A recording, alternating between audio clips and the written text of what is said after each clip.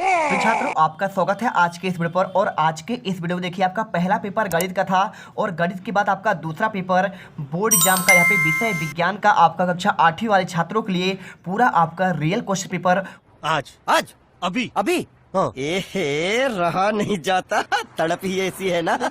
और साथ में आपका देखिए सेट आपका ए है, समय आपको 2.5 घंटे, वार्षिक का पूरा पेपर और आपको यहाँ पे 60 अंकों का आपका पूर्णांक होगा। 24 क्वेश्चन होंगे, A to Z question paper आपको दिखाएंगे। साथ में आपको यहाँ पे हर एक क्वेश्चन का आपको आंसर दिखाएंगे। मेरे पास यहाँ पे विज्ञान का पेपर है, साथ में आपका यहाँ पे देखिए गणित का पेपर मिल जाएगा और इसके अलावा आपको मिलेगा यहाँ पे सामाजिक विज्ञान का और संस्कृत का, और इसके बाद देखिए आपको यहाँ पे विशिष्ट हिंदी और अंग्रेजी का। ठीक है, तो एक एक क्वेश्चन पेपर आपको यहाँ पे सॉल्व कराएंगे। और आप यहाँ पे यदि आप ये पूरा पेपर देख लेते हैं तो विज्ञान के पेपर में 60 में से 60 नंबर लेके आओगे और पूरे पेपर में आप यहाँ पे गर्दा उड़ा दोगे। तो चलिए आज की इस वीडियो को स्टार्ट करते हैं। अगर बात करूँ, देखिए सबसे पहले आपको इस पेपर में सबसे पहले आपको मिलेगा इसमें बहुविकल्पी क्वेश्चन 1 से लेकर 10 तक क्वेश्चन। तो नीचे दिए गए प्रश्नों को पढ़कर आपको सही विकल्प आपको चुनकर लिखना है। तो अच्छे स्वास्थ्य के लिए किशोरों हेतु उत्तम क्या है? चिप्स, नूडल्स या फिर कोक पेय, रोटी दाल सब्जियां, चावल, पिज्जा, बर्गर या फिर पास्ता, चिप्स और लेमन और पेय। तो देखिए आंसर आपको यहाँ पे देखिए, आपको यहाँ पे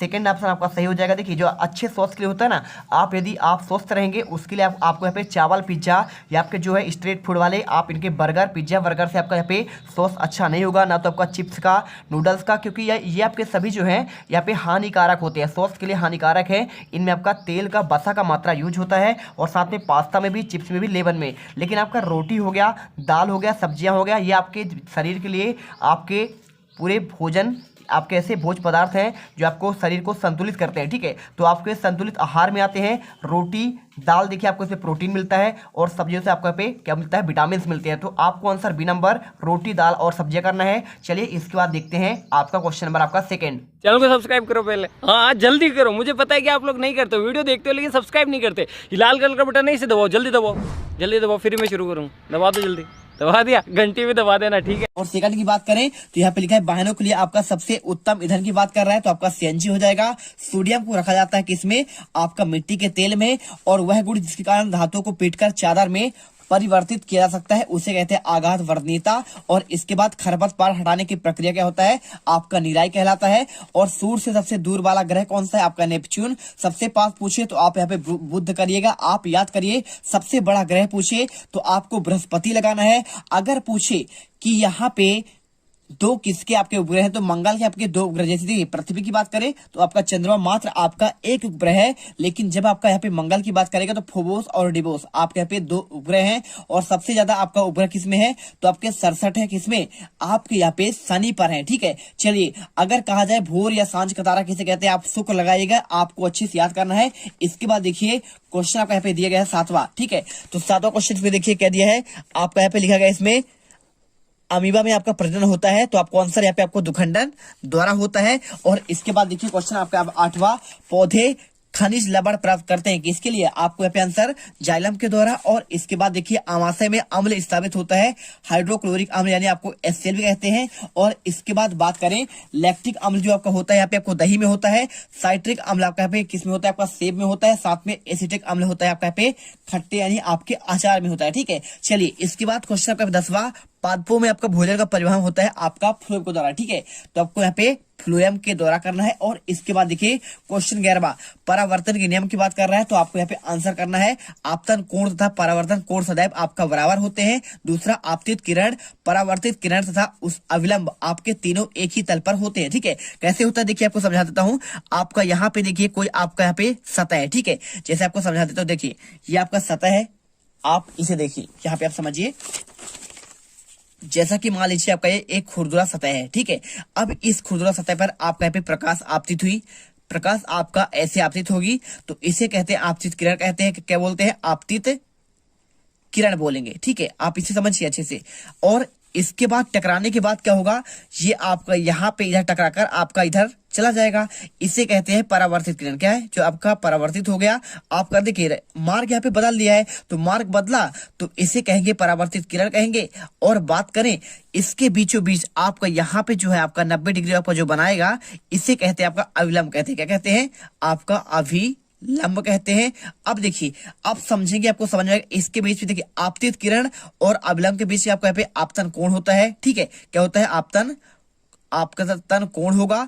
और देखिए यहाँ पे देखिए परावर्तित किरण के बीच में अवलंब के बीच में यहाँ पे परावर्तन कोण हो जाएगा, है ना, परावर्तन कोण होगा। आप इसे समझ कर चलिए, आप इसे आई दर्शाते हैं, इसे आपका आर से दर्शाते हैं। ठीक है, अब देखिए समझ लीजिए, यहाँ पे लिखा है आपतन कोण, परावर्तन कोण, और यहाँ पे इसका मान के बराबर होगा। तो बिल्कुल देखिए आपका जितना मान आपका इसका होगा ये आपका उतना ही मान होगा, यानी आपका दोनों बराबर हो जाएंगे। और यहाँ पे लिखा है आपतित किरण, देखिए आपतित किरण और परावर्तित किरण और अवलंब यहाँ पे एक ही तल पर है। देखिए एक ही तल पर आपका तीनों बिंदु है।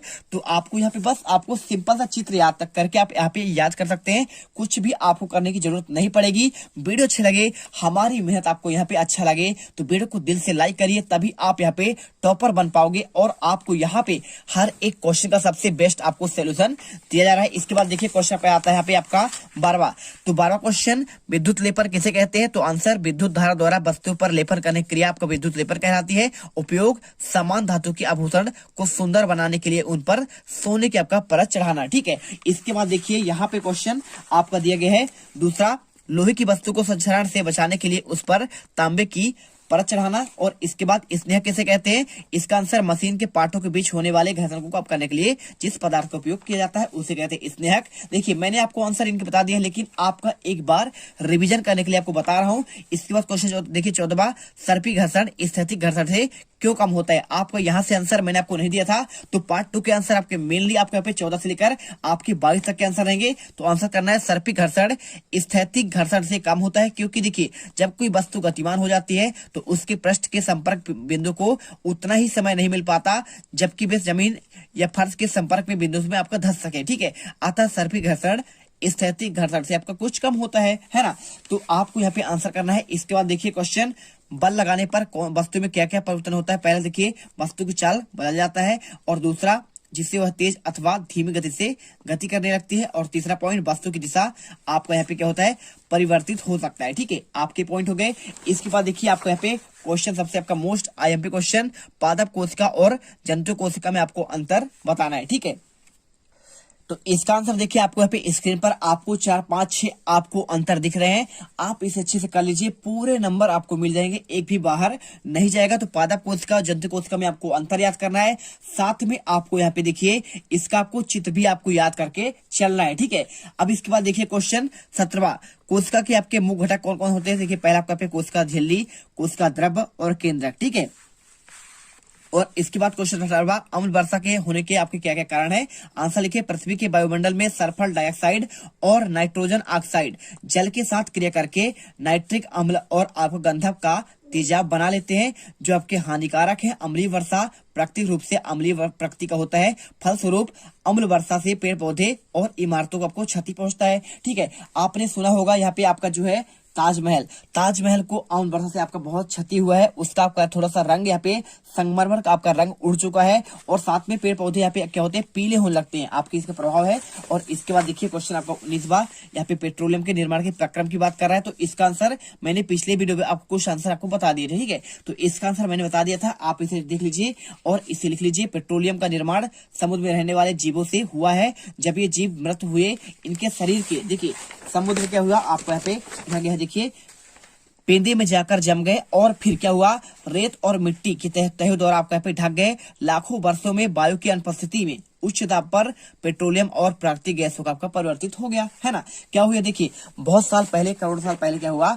पृथ्वी के नीचे यहाँ पे जो है पेड़ पौधे तलहटी में यहाँ पे दब गए थे। ठीक है, और दबने के बाद क्या है वहां पे देखिए यहाँ पे बहुत साल तक क्या है उनको ना तो वायु मिला, है ना। दबने के बाद तो वायु नहीं मिलेगा, उच्च दाब पर यहाँ पे परिवर्तित हो गया, किसमें? पेट्रोलियम और आपका यहाँ पे प्राकृतिक गैस, आपको जो सीएनजी मिलता है, और इसके साथ आप खाना बनाते हैं, और है ना, और इसके साथ एलपीजी की बात कर रहे हैं, इसके साथ आपको जो पेट्रोल मिलता है गाड़ी चलाने के लिए, आपका सब इसी के आधार पर मिल रहे हैं। ये पेट्रोलियम पदार्थ कहलाते हैं। और हमारे दैनिक जीवन में प्राकृतिक गैस का क्या महत्व है? लिखिए, यह एक उत्तम प्रकार का ऊर्जा ईंधन है, और इसका प्रयोग आजकल प्रत्येक घरों में हो रहा है। प्राकृतिक गैस को उच्च दाब पर प्राकृतिक गैस के रूप में भंडारित किया जाता है और इसमें घरों में, कारखानों में सीधा जलाया जाता है और खाना बनाने में उपयोग किया जाता है। ठीक है, बात कर रहे हैं आपका एलपीजी, आपका यहाँ पे प्राकृतिक गैस ही है आपका। और इसके बाद देखिए क्वेश्चन, ध्वनि प्रदूषण क्या है? ध्वनि प्रदूषण के आपके प्रमुख कारणों का उल्लेख करना है। तो आपकी 21 और 22 आपके 5 नंबर वाले क्वेश्चन है, तो यहाँ पे आपको अच्छे से याद करना पड़ेगा। पहले आपको ध्वनि प्रदूषण क्या है, ठीक है, तो इसका आंसर आपको स्क्रीन पर दिख रहा है। ठीक है, आप अच्छे से करिए। और इसके बाद देखिए कुछ आपके इसके स्रोत की बात कर रहा है, तो आपके यहाँ पे 2 स्रोत है ना, तो आप इसे स्रोत देख लीजिए। और इसके बाद आप यहाँ पे देख लीजिए क्या आपका इसके प्रमुख कारण, तो आपके इसमें 2 कारण है, आपका प्राकृतिक हो गया और आपका यहाँ पे कृत्रिम। ठीक है, चलिए कर लीजिए। इसके बाद क्वेश्चन आपका लास्ट है यहाँ पे, उर्वरक और खाद में अंतर। तो इसका देखिए आप ये आंसर तो आपका लिखा ही गया है, साथ में आपको यहाँ पे आंसर स्क्रीन पर दिख रहा है आपको, जो 5 में 5 नंबर आपको दिलाएगा। तो आपके पुस्तक पर दिया गया है, फटाफट याद करिए और वीडियो देखिए।